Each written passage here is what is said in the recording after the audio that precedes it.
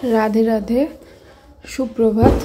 तो आमार सकालटा आज के शुरू होयेछे गोपाल के जागानो दिए, राधा कृष्ण के जागानो दिए। तो राय जागो तो যাই হোক हरे कृष्ण। तो देखो सकालटा आमार এইভাবেই शुरू হয়ে গেছে। प्रथमेই আমি যেহেতু বাবু নেই বাড়িতে, দিদির বাড়িতে গেছে ডাক্তার দেখানোর জন্য, তো সেই জন্য আমি সব ঠাকুরকে জাগিয়ে দিলাম। এখন বাজে সকাল 7:30। তো বাইরে কিন্তু প্রচণ্ড কুয়াশা হয়েছে, রোদ একেবারেই ওঠেনি বললেই চলে। তো খুবই কুয়াশার জন্য খুবই ঠান্ডা, আর হাওয়াও দিচ্ছিল প্রচণ্ড, রাস্তা ভেজা ছিল কুয়াশার জন্য। তো যাই হোক 8:30 বাজতে না বাজতেই আমার পার্লারে কাস্টমার চলে এসেছে। ওর এত বড় হেয়ার নিয়ে এসেছে, বলেছে প্রথমে হেয়ার ওয়াশ করে দিতে। আমি হেয়ার ওয়াশ করে দিয়েছি, তারপর ও করবে হেয়ার কাট। এত বড় হেয়ারটাকে কেটে ও একদমই ছোট করবে। ও এই হেয়ারের ভার আর নিতে পারছে না, বারবার করে নট পড়ে যায় হেয়ারে।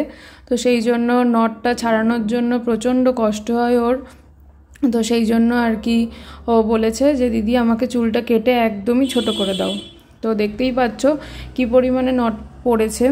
তো অত বড় হেয়ারটাকে কেটে এই যে এইটুকুনি হেয়ার করে নিয়েছে। আমি মিক্স ম্যাচ কেটে দিয়েছিলাম, ও বলেছিল তোমার যেটা ভালো লাগে সেটা করে দাও, যেহেতু আমার স্ট্রেট চুল সেটা বুঝে তুমি করে দিও, আমার ইচ্ছা স্টেপ কাট কাটার। তো আমি বললাম ঠিক আছে। তো সেই জন্য আমি মিক্স ম্যাচ কেটে দিয়েছি, ওর খুব পছন্দ হয়েছে। ওর নাম সায়ন্তিকা, ও খুব ভালো মেয়ে।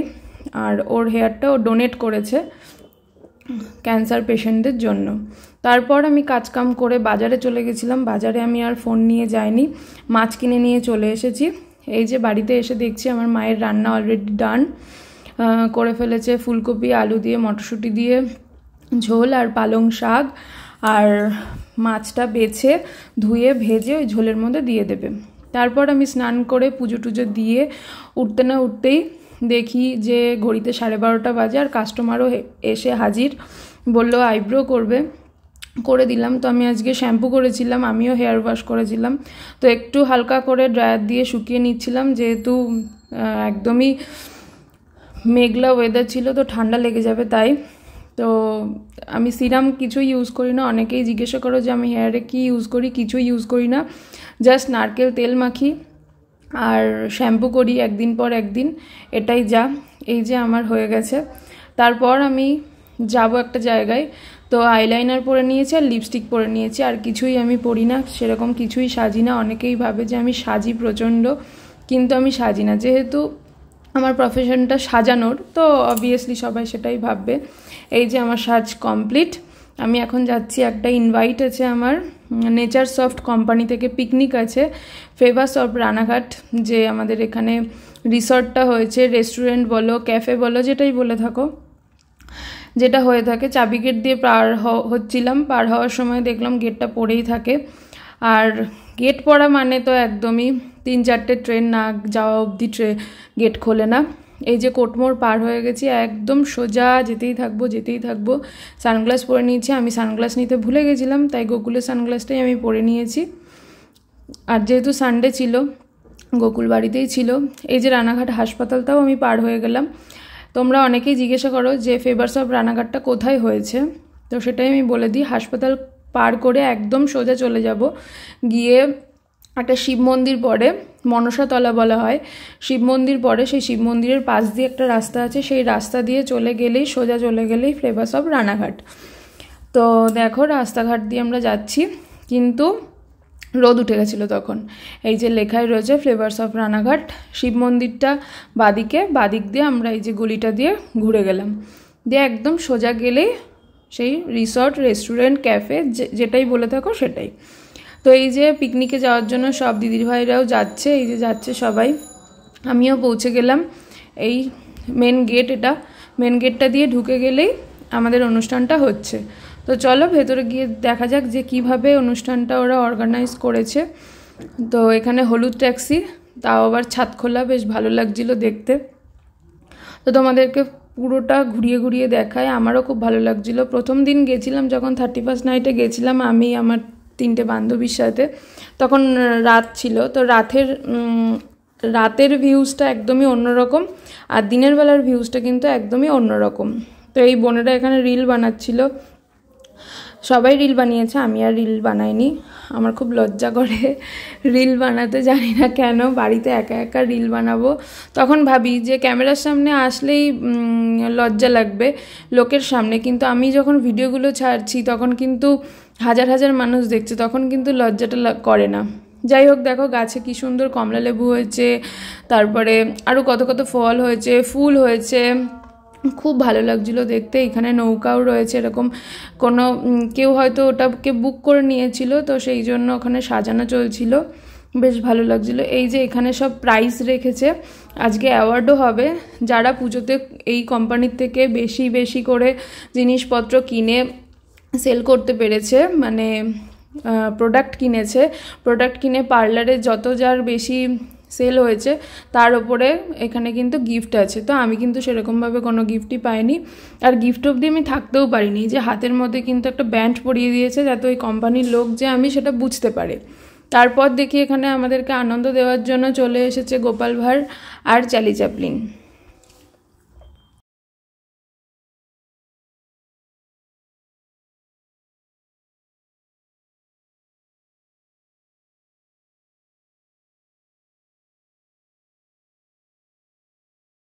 আমিও একটু ছোট ছোট ক্লিপ করে করে ভিডিও করে নিয়েছি, তোমাদের সাথে শেয়ার করব বলে। গোকুলকে বলছিলাম একটু ভিডিও করে দে, ও ফোনে ব্যস্ত ছিল, যেটুকুনি পেরেছে সেটুকুনি করে দিয়েছে। যাই হোক, তো দেখো ঘুরিয়ে ঘুরিয়ে দেখায় তোমাদেরকে। এটা হলো পেছনের দিকটাতে, এখানে চা কফি আরও কত কিছু পাওয়া যায়। তো এই যে এই হলো রিসর্টটা, রেস্টুরেন্ট যেটাই বলো তোমরা।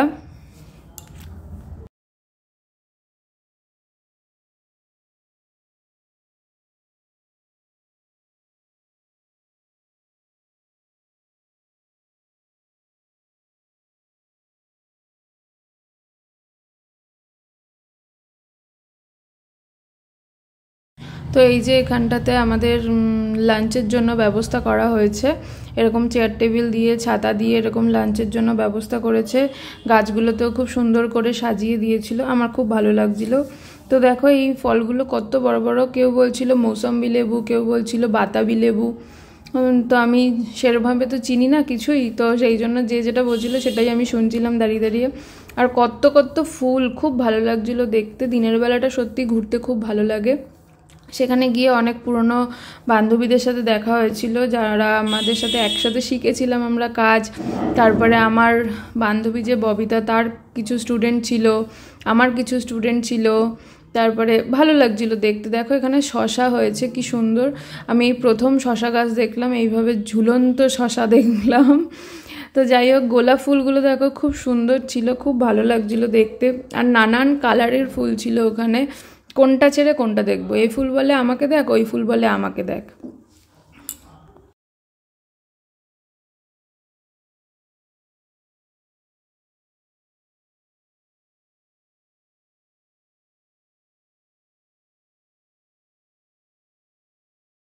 এখানে দুটো রিক্সাও ছিল, হাতে টানা রিক্সাগুলো।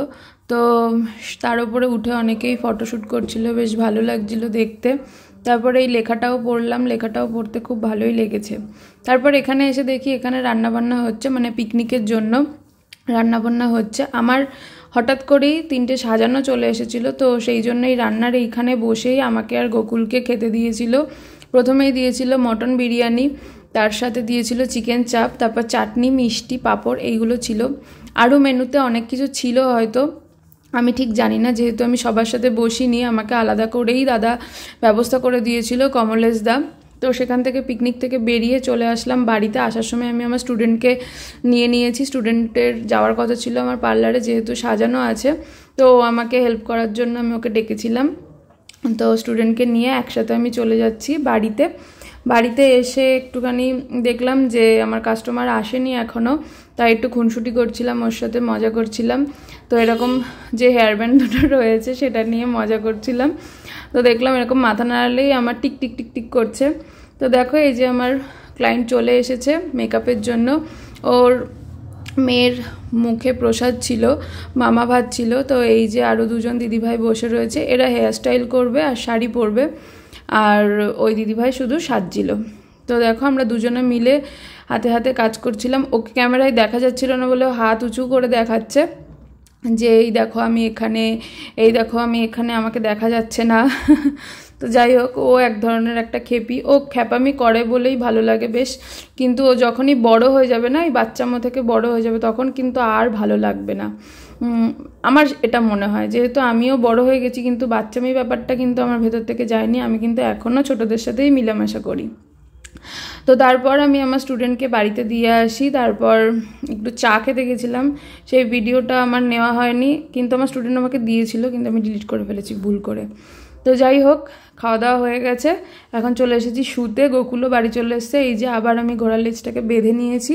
তো চলো আজকের মতো tata, bye bye, good night, দেখা হচ্ছে নতুন একটা সকাল নিয়ে। Tata bye.